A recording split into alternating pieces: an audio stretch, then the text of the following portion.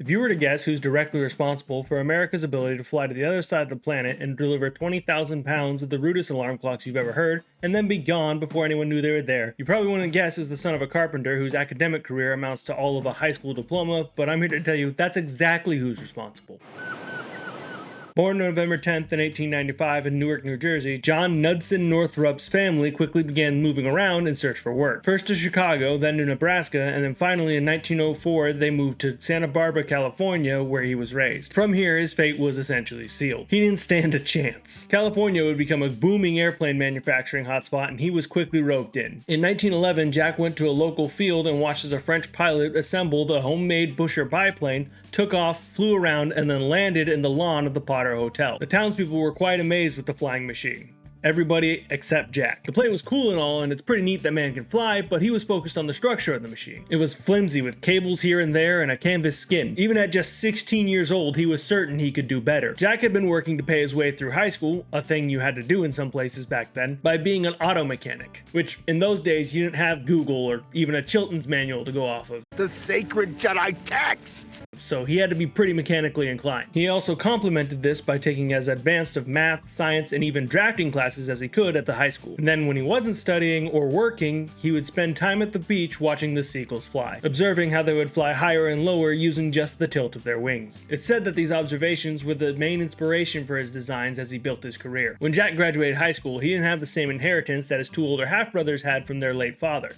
and as such, he couldn't attend college. What his father could give him was connections. After a brief 3-month period in Hawaii with his mom's cousin, hunting goats and learning to surf, that's not important to the story, I just wanted to point out that he knew how to surf, that's pretty cool. His dad got him a job at an architectural firm as an engineering drafter. It's from here that his career really began. In early 1916, brothers Malcolm and Alan Lockheed moved their semi-successful air tourism business to Santa Barbara. They wanted to expand from their 4-passenger plane to a 10-passenger plane, thereby being able to take more fares and make more money. The new plane was their own design, the Lockheed F-1, a 10-passenger seaplane, or flying boat as they called them. The brothers were building this plane in their shop, which just so happened to be right next to the architectural firm that 21-year-old Jack Northrop was working at. He was fascinated with the construction of the plane and eventually offered to help the brothers by providing engineering drawings and stress calculations, things he was experienced with thanks to the job his dad got him. Because according to him, when he got there, the plane was, quote, being built by guess and by golly. Like actual guess and check method for building an airplane, which was, I guess, something you could do then. Jack joined the brothers and they were fairly quickly able to get the F-1 in the air and start giving tours around Santa Barbara. When World War I kicked off, Jack was drafted into the Army Signal Corps, but he only spent 6 months there as the Lockheed brothers were able to argue to get him back to help build their seaplane contracts. And that might sound like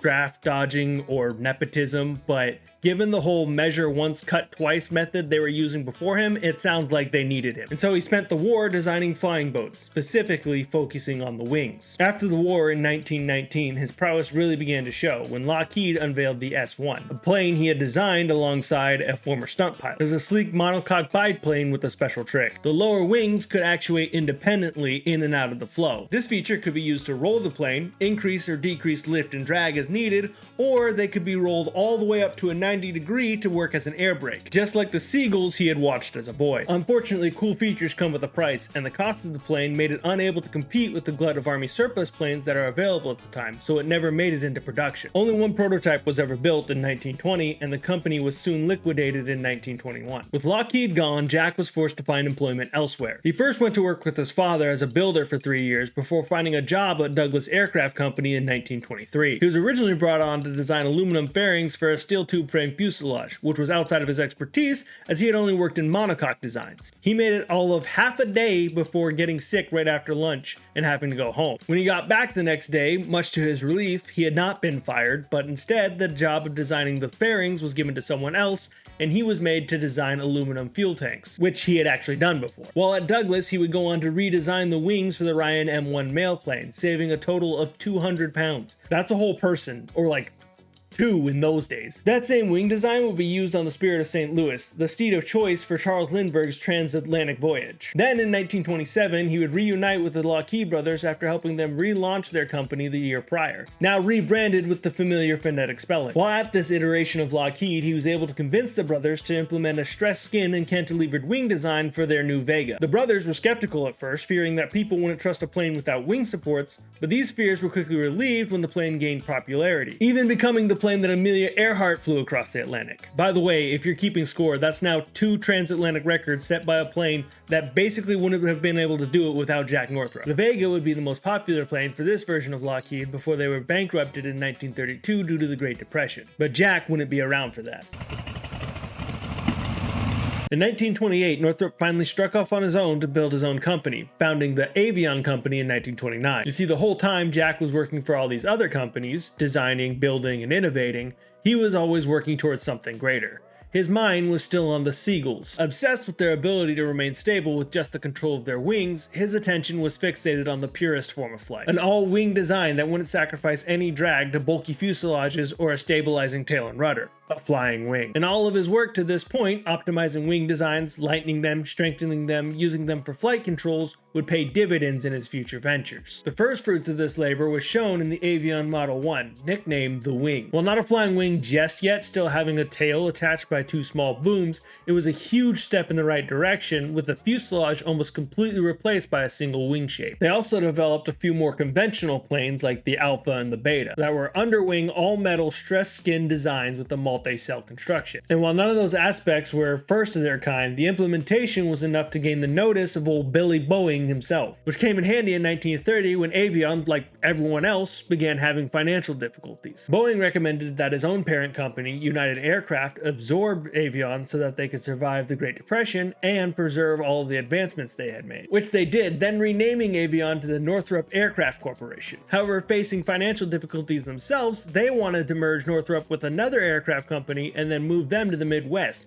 which Jack was having none of. He once again returned to Douglas, along with accountant Ken Jay, who had originally left Douglas with him, to ask for backing to start a new company. This one would be called Northrop from the start, although Donald Douglas owned a 51% share in the company. This worked for a while, and they created the Northrop Gamma, which is one of the first planes stable enough to fly instrumentation directly into a storm so they could study them up close at a high altitude. However, after a while, it made more sense for Douglas to fully absorb Northrop rather than keep them around as a subsidiary. In doing this, Jack would be moved to a more production role and 1,400 jobs would be lost. Jack liked neither of those things, so in 1938 he took a buyout and left once again to start his own company. The facility chosen for the new company was a former hotel in, well, let's say it was the kind of hotel with hourly rates. The building was painted a bright yellow, and inside the only residents left were the Black Widow spiders, earning the building the nickname the Yellow Peril. From the start of the new Northrop company, Jack wanted just 2 things. 1, he wanted the freedom and independence to develop his flying wing.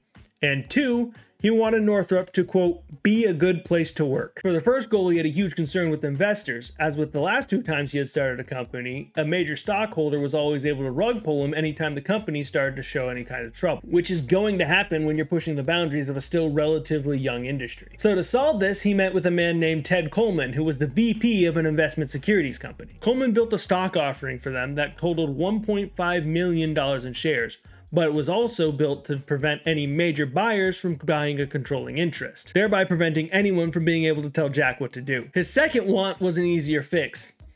Just be a cool dude. To start off, he gave the employees the nickname the Norcrafters, as if to say, you're one of us. He had a stage built in the parking lot where he could give weekly updates so everyone knew how the company was doing. He was a pitcher for one of the company's softball teams. He would often be found down on the floor helping with tasks where needed. If he ever needed to have a meeting with someone, he would start the conversation with, do you plan to be at the factory tomorrow? He did everything he could to make sure each and every employee was appreciated and taken care of. And not just the employees, their families as well. There was one time an employee hurt himself while doing some work on his own house, and when Jack Northrop found out, he was overheard telling the man, next time you need to mix some cement for one of your projects, please let me know so I can send someone over to do it for you, which Kind of sounds a little belittling and reductive, but according to the people who heard it, it was meant in the nicest way. Another story about it being just a good place to work, there was a floor manager who liked to do archery, so he had a target set up and he would do archery on his lunch hour. One time a military contractor came in, and so the secretary showed him to the floor manager, and he was pretty nonplussed about a guy just doing archery, I guess. He said, like, is this all you're doing at Northrop? Because I guess people can't have fun. So to solve this, instead of banning archery, which is what any company would do, they set up a system so that if a customer came in, the managers would get a phone call before the customer was shown to the manager. It wasn't long after founding that World War II kicked off and Northrop began getting government contracts. They built a night fighter called the P-61 Black Widow, you know, because of all the spiders. And while we're a fan of anything with the twin boom on this channel, we got way too much ground to cover, so we're not going to spend any time on that. They did several subcontracts to build planes for other companies. They also developed the XP-56, a tailless fighter concept with a welded magnesium skin and counter-rotating pusher props. It ultimately would never make it past the prototype phase, especially after a landing gear failure caused it to have a nearly fatal crash, but it pioneered a lot of concepts that will come up later. The big money maker for them during the war was to make engine cowlings for the B-17 Flying Fortress, which outran the P-61 as their highest source of revenue from any war contracts. But that's not what we care about. We don't care about the money. And seemingly neither did Jack. His mind was still on the flying wing. Immediately after getting set up, Northrop began building their first flying wing. In search of inspiration, they had a Xenonia macrocarpa seed sent over from Australia so they could study its stability in flight as it glided to the ground. Then finally, painted in bright yellow like their headquarters, and nicknamed the Jeep after Popeye's similar colored dog, on July 3rd, 1940, the N1M took flight for the first time. Accidentally. While doing some high-speed taxi testing at Baker Dry Lake Bed, the pilot rolled over a particularly packed patch of dirt that acted like a ramp. The plane jumped up to 10 feet in the air where it was able to fly when held at a very specific angle of attack, but only at that angle of attack. It was found out that this was an issue with the trailing edge of the elevons, and when that was rectified, the max height raised to 15 feet. It also originally had these downward slanted winglets that were intended to stabilize the vehicle in flight. On a normal airplane, the tail acts as the stabilizer. It does this with two actions. First, if you look at the forces on a normal plane, the center of lift will be about a fourth the way back on the wing, and the center of mass will be forward of that, such that the plane would have a forward rotation. But the horizontal stabilizers prevent that. You see, in normal operation, the air flowing over the tail is pushing down on it, canceling the rotation, almost making the center of lift like a fulcrum. But if you ever tried to balance something on your finger, you know that a relatively light force can knock it off balance. So how does a plane stay balanced so well? Well, that's the glory of it being a passive system relying on the airflow. If the plane tilts downward, the airflow over the tail increases, thereby increasing the effectiveness of the tail and pushing the plane back to level flight.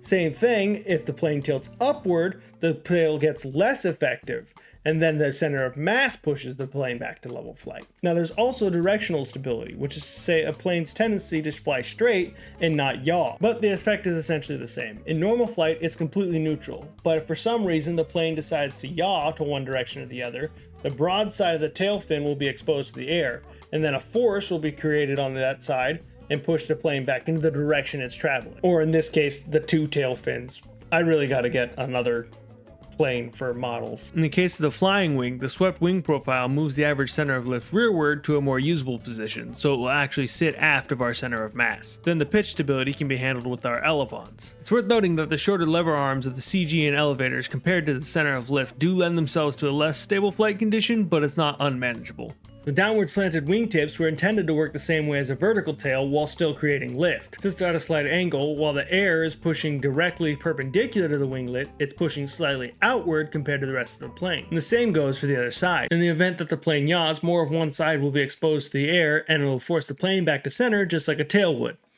Or that was the plan, at least. In reality, they were found to not have much of a stabilizing effect at all, and also served to reduce total lift. That, along with underpowered engines, wasn't really helping the whole flight test thing, so the wingtips were replaced with standard wingtips, and the plane was dragged behind a C-47 to simulate having a big enough engine. Aside from the drooped wingtips, the N1M also had double split flaps at the wingtips, which acted as drag rudders and could also be open and closed independently to yaw the plane. Something I forgot to mention about the Horton wings is that they used a similar system, but they were developed seemingly independently, as both groups only had a minimal knowledge of each other. In the end, the test pilots said it flew like any other plane, which, as I've said before, given the minimal active stabilizing features, that's pretty impressive. While Northrop was testing the N-1M, the Battle of Britain was raging. Though England would ultimately hold out, the US became concerned that they might not be able to hold up forever, at which point it would be necessary for America to intervene. So before the US even entered the war officially, they sent out a proposal for a bomber that could fly 10,000 miles carrying 10,000 pounds of bombs and return with 15% fuel capacity,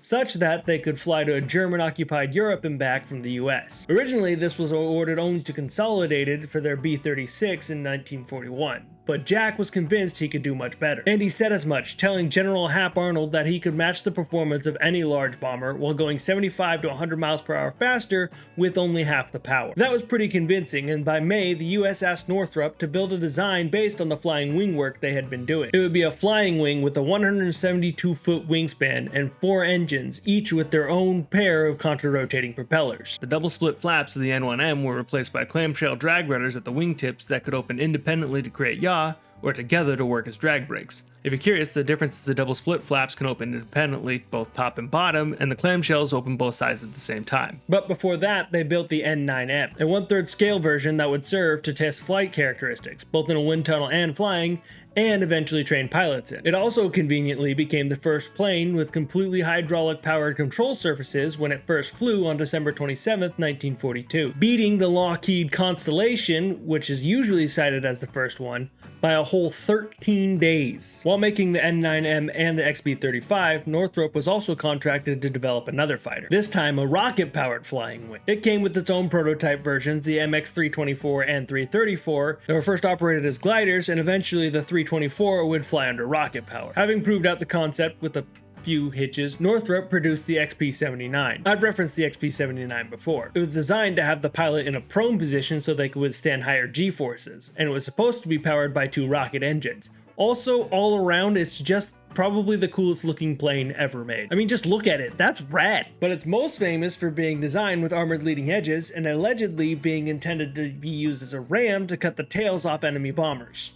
It turns out that was a myth that I may have perpetrated a little bit. The skin was armored, kind of, but that was more to protect the magnesium skin from the caustic rocket fuel they were planning to use. In reality, it was intended to be equipped with 4 50 cal machine guns, and as I was saying before, was supposed to handle so well it benefited the pilot to lay prone. It was definitely designed as a fighter. That's my bad, that was all me. But in my defense, that myth was also spread by the Air Material Command and Jack Northrop himself. Unfortunately, the XP-79 proved a failure when on its maiden flight, pilot Harry Crosby encountered a problem that caused him to bail out. The plane tumbled end over end on its way to the ground, striking Crosby and killing him on its way. This fatal accident would prove to be the end of the program. Due to more pressing war effort needs and constant delays with components, the N9M and the XP-79 were as far as Northrop got with the flying wings during World War II. However, they were continuously working on the XB-35, and on June 25, 1946, it took flight for the first time. By now, Northrop had tragically lost 2 test pilots, the aforementioned Harry Crosby and another man named Max Constant,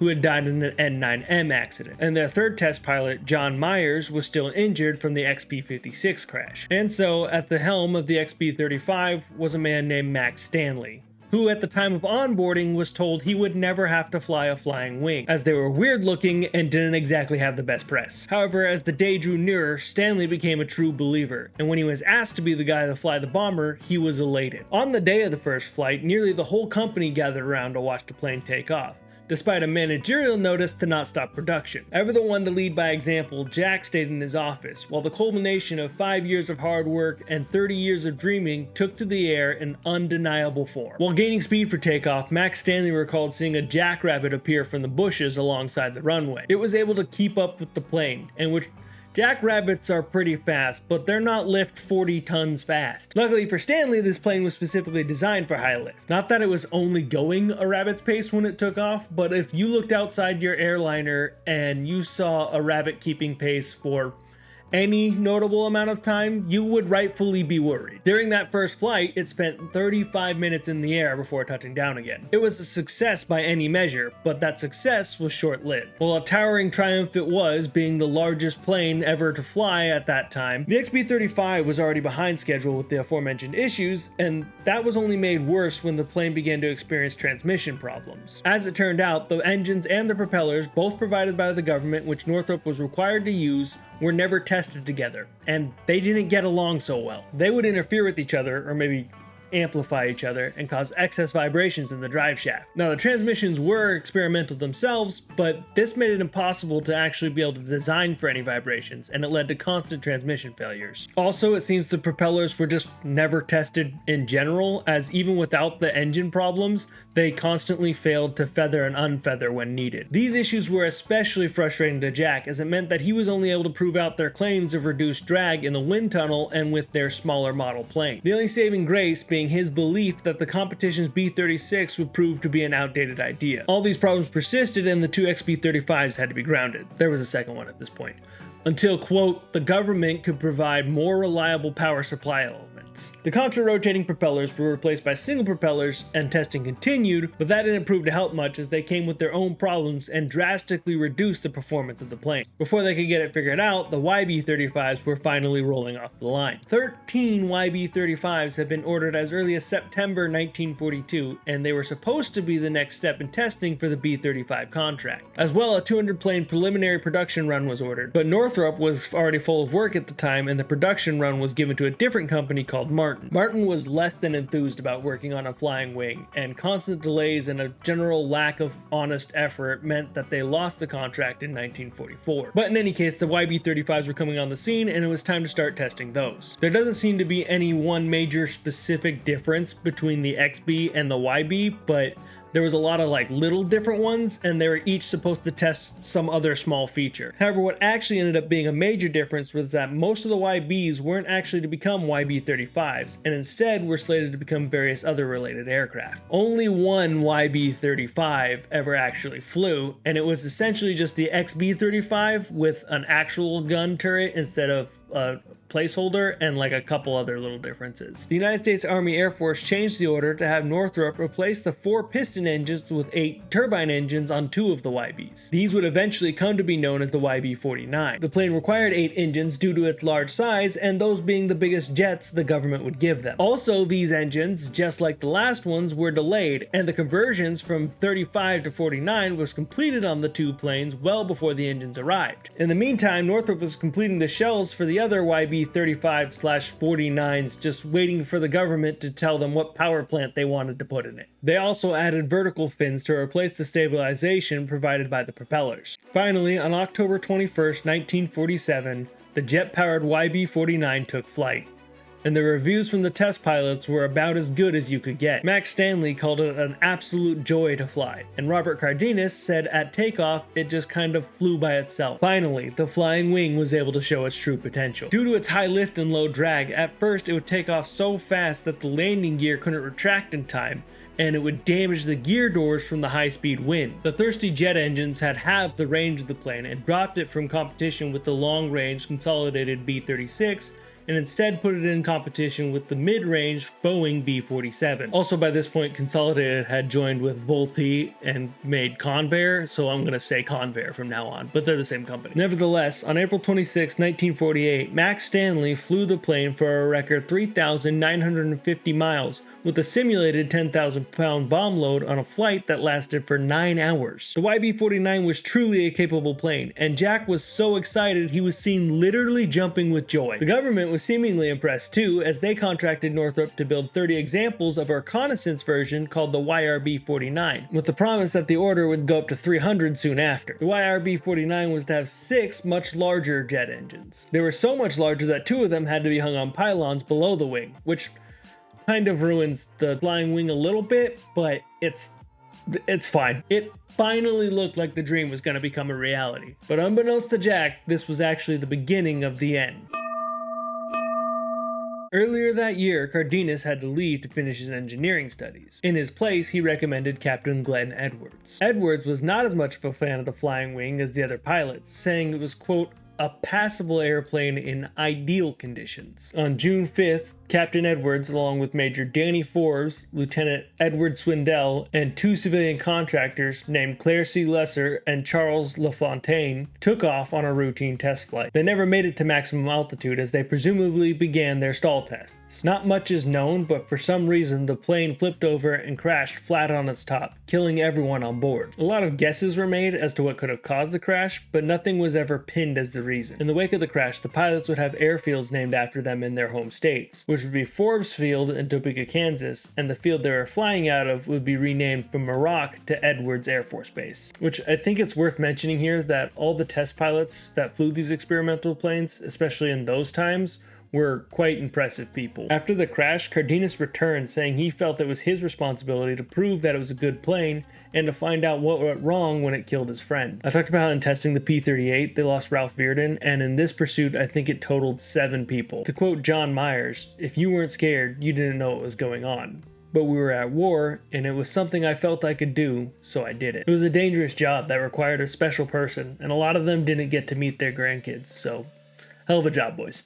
Anyway, that same month, Jack found out that that large order of like 30 YRBs with the 300 more to come was actually meant to be more of a stopgap measure for the government-owned Convair factory in Fort Worth, as they're set to run out of B-36s in 1954. This was less than exciting for Jack, but it still meant that the dream would fly, so he continued to push forward. Then the next month, Jack was called to a meeting with the Secretary of the Air Force, Stuart Symington, the Chief of Staff of the Air Force, Joe McNarney, and the majority shareholder of Convair, Floyd Odlum. In the meeting, Symington told Jack that he had to merge with Convair as there were too many contractors in the post-war era and there was no way the budget would support all of them. According to Jack, when he insisted that there must be something else that could be done, Symington told him, quote, "You'll be sorry if you don't," to which McNarney said, "You don't mean that like it sounds," and he doubled down and said, "You're damn right I do," which you can't do that. You can't just threaten people outright. You gotta at least play a game. Jack took this to heart and brought it before his board, and after the meeting, they all concluded that there was no way this made any sense for the company. And as such, they sent a letter to Symington informing him. In response, Symington told Jack that they should finish the YB to YRB conversion that they were working on, but the other 29 were to be finished by Convair at their Fort Worth facility, and that Convair would be receiving a third of the profits. Then in January of 1949, he called them again to inform them that the YRB project had been canceled entirely. Throughout all of this, Jack continued to fight for the wing. It became a battle between him and a machine of bureaucracy that was powered by men whose only job is to justify their jobs. And as such, he continued testing the YB-49 with simulated bombing runs to prove that it was in fact useful. Initially, during these simulated bombing runs, the plane didn't have an autopilot, and its tendency to yaw meant that it needed about 4 minutes to settle in,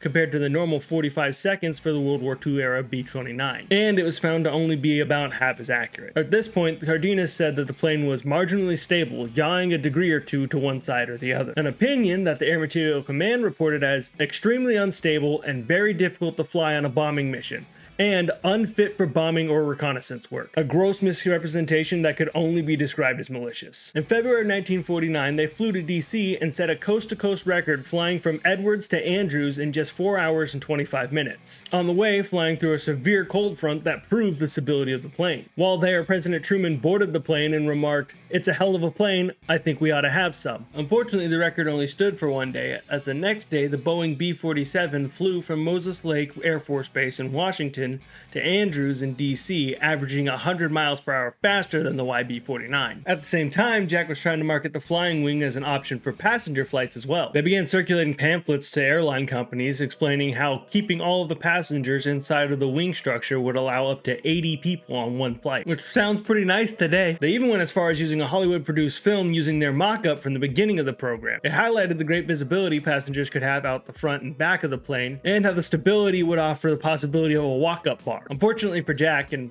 really us, nobody bid on the idea. In July of 49, a Honeywell autopilot system was installed that also worked as a yaw damper, and according to Max Stanley, this solved the problem for the bombing runs. But seemingly that report never made it to the Air Force Materiel Command. And by never made it to them, I mean they still reported it as erratic, and as such refused to fit them with the new K-1 radar-equipped bomb sight, which also would have helped with the bombing runs. And to be clear, it's not that their competition didn't use these yaw damping autopilots and advanced bomb sights, it's that they didn't care that it fixed the problem for Northrop. Then, on August 17, 1949, Jack would make one of the costliest mistakes of his career. You see, the B-36 had already entered service in 1948, and apparently Jack had allies that he didn't know about, because after being made the central component of the nation's defense, the B-36 came under a lot of scrutiny. In order to make the B-36 a reality, the United States Air Force had to defend it from losing funding to the Navy's USS United States, which was a supercarrier that they wanted to build. After the plane was in service, people were unsatisfied with its performance in the modern era, noting that it was too big and slow to operate in the daylight, and that it had a horrible reputation for the engines catching on fire. As such, an Armed Services Committee hearing was held with admirals of the Navy claiming that SecDef Lewis Johnson, who had previously been a board member at Convair, conspired with the Air Force, including Stuart Symington, to appropriate funds for an inferior weapon to the benefit of Convair. As a major competitor, Jack was asked if he was coerced to give work to and eventually merge with Convair at threat of losing contracts. For fear that he would lose his biggest customer, the United States Air Force, Jack committed perjury, saying he had no recollection of being pressured in any way. Even when asked if he feared reprisal, he doubled down. As a result of his statements, the hearing was adjourned in favor of Convair and Johnson, and Admiral Louis Denfeld, who had led the charge, was forced into retirement. Finally, in November of 1949, Northrop was given the order to cease all conversions of YB-35 frames to YB-49s. They were allowed to continue using the YB-49 for testing and to finish out the YRB that they were working on, but everything else had to stop. Instead, the YB-35 frames were to be cut up and sold for scrap so that the Air Force could recoup a little bit of their money. Upon hearing this, the Norcrafters got together and signed a petition saying that they would all work after hours without pay to finish the conversions. Jack was deeply moved by this, a massive thank you for always being the great leader that he was. However, the Air Force wanted its money, and he had already come this far to protect the company, so he begged them to forget the idea. Instead of getting to complete them, they wheeled the remaining frames out onto the flight ramp and began cutting.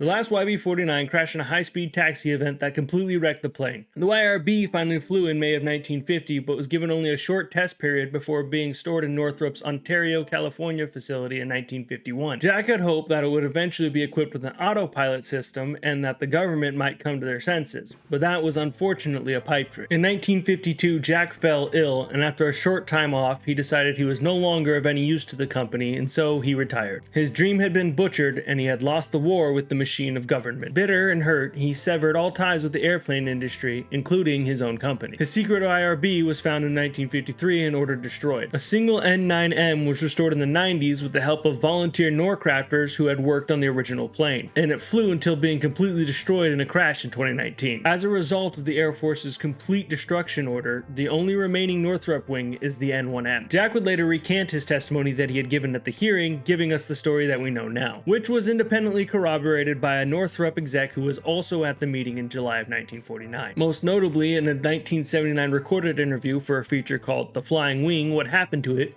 Jack would state that he believed he was the victim of conspiracy, and he was at the very least the victim of coercion, if not more, but it's hard to tell what actually happened. Given SecDef Johnson's ties to Convair, it's easy to see how he would be compromised. According to Jack, he always thought that Symington was at the center of all of it. After the release of the interview, Symington would claim that he didn't remember what he had said to Jack that day, but he also insisted that any contracts he gave out was at the advice of his staff, which would be all well and good except for the fact that by 1952, Chief of Staff Joe McNarney held a C-suite position at Convair. It's always the money. It's always just follow the money. It's always so obvious. If you haven't been paying attention, that's pretty much how things still work. You pass a regulation and then you end up on a board 10 years later somehow. But Jack never officially named McNarney, and apparently after the meeting, he did chase Jack down in the parking lot and apologizing for the way things went.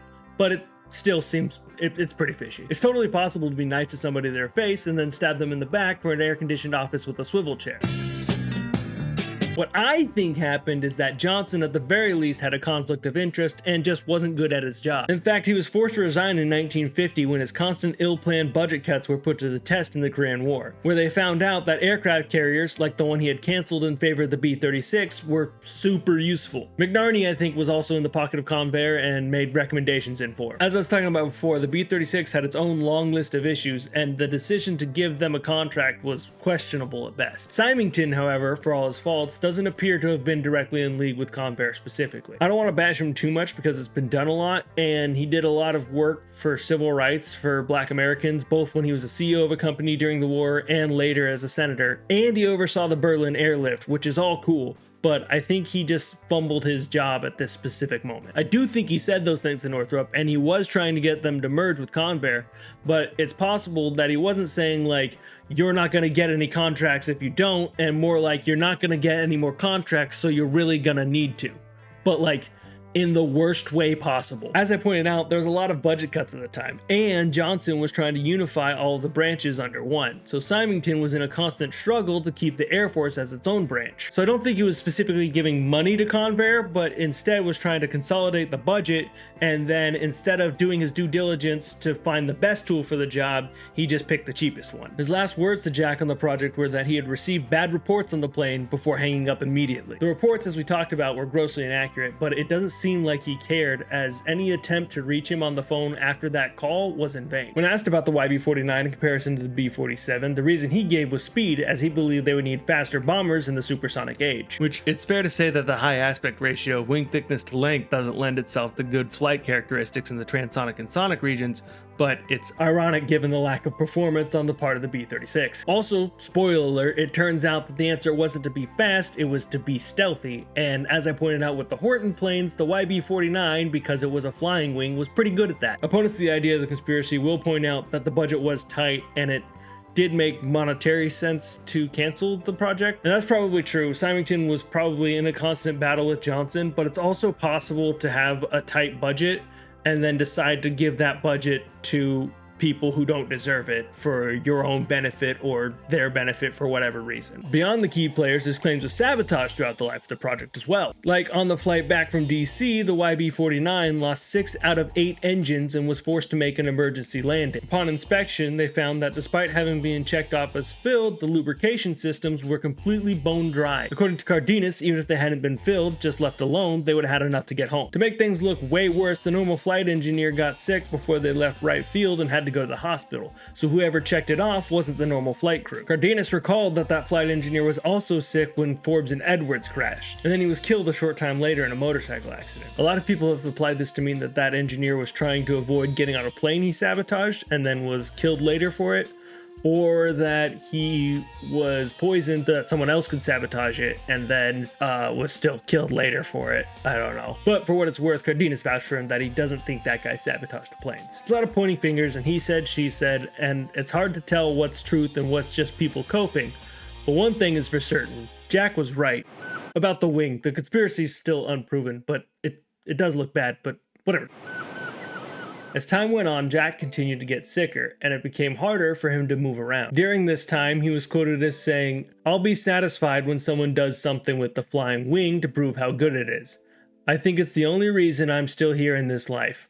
I still believe it will happen." Acting on this belief and assumedly sensing his own mortality, in 1976 Jack sent a letter to NASA. In it, he begged them to look into the flying wing again, fearing that some foreign power might beat America to implementing one. He also invited them out to his ranch, where he gave them a full presentation, complete with posters and everything provided by his son, in which he compared a conventional plane to a flying wing. Shortly after this presentation, he received a letter from NASA informing him that they had been investigating large load planes, and they had in fact already, quote, rediscovered the flying wing while looking over his old wind tunnel data for the B-35/B-49 project. Then, in April of 1980, he was given security clearance and entrance back into his old company. They took him to a secure portion of the facility, set a cigar box on the table in front of him, and asked him to open it. Stricken with Parkinson's, his hands trembled as he opened the lid to reveal the model of the B-2 Spirit. He picked up the model as tears filled his eyes.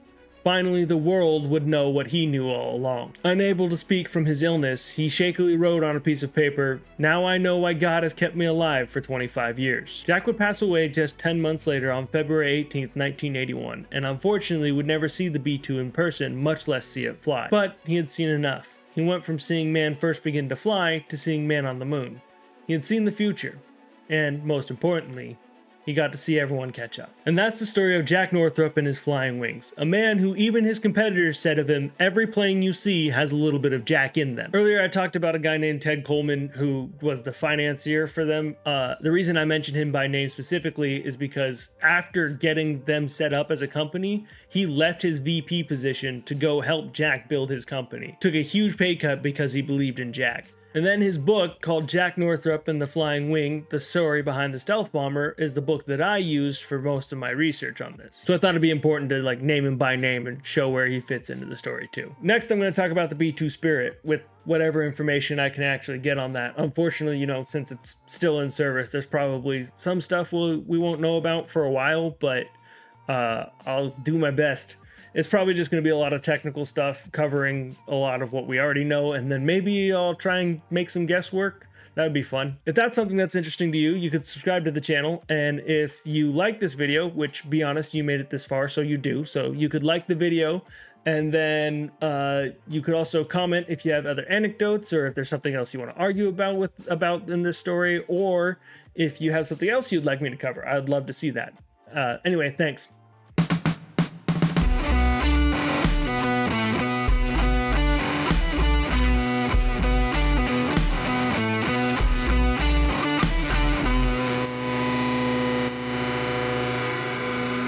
Oh yeah, also Convair dissolved in 1996 and Northrop just built the second B-21 Raider. So who's sorry now?